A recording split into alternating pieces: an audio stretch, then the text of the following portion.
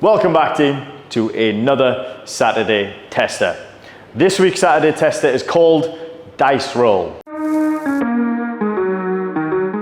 And I'll explain why shortly. It is going to be a two-part scored workout. It is going to be 75 wall balls, 75 American kettlebell swings at your allotted load, into 50 box jump overs, into 50 handstand push-ups or hand release push-ups, depending on which track you are in. Now there is going to be a 14-minute time cap to get through this. There is then a 2-minute rest, and we are going to have 7 minutes to build to a 3-rep max touch and go power clean. Must be touch and go, must be a power clean, which means that 90-degree angle of the knees. If we pass below, no rep.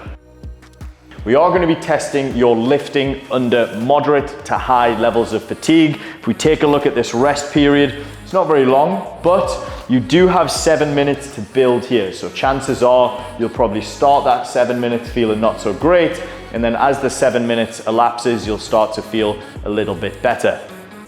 We will also be testing your lower body knee flexion. If we take a look, you have wall balls, you have box jumps. We will also be testing your upper body pulling and upper body pushing.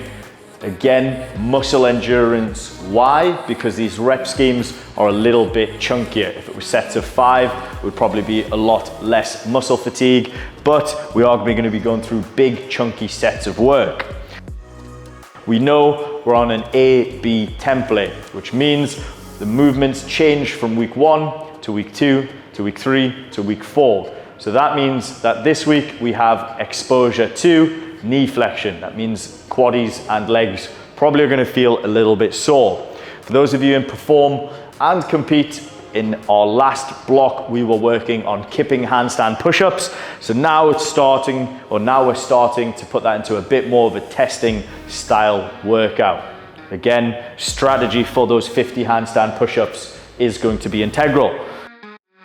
There is 2 scores. Score 1 is the total time or the total reps completed for this first piece. Second score being the heavier lift. So we're bearing that in mind depending on what kind of athlete you are. If you know you can excel in the lift, maybe we don't push as hard in this first bit, or vice versa. If you know that the 3-rep max touch and go isn't going to go well for you, then we prioritize this first piece.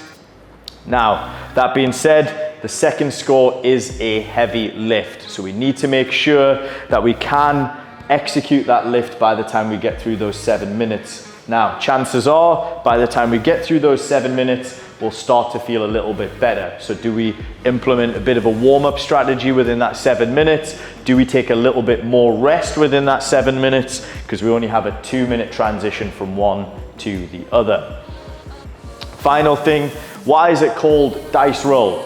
Now, to get a good score on both workouts, we know we need to push on this first bit. So the question is, are we going to go unbroken on some of these movements? Are we going to push the pace with the transitions? Are we going to increase the cadence on things like the box jump over in order then to get a faster score? All of these are important things to think about before we start this workout. Now remember, there is a 7-day free trial for all of our non-subscribers. Let's make sure we grab a buddy and start rolling some dice, team. Have fun.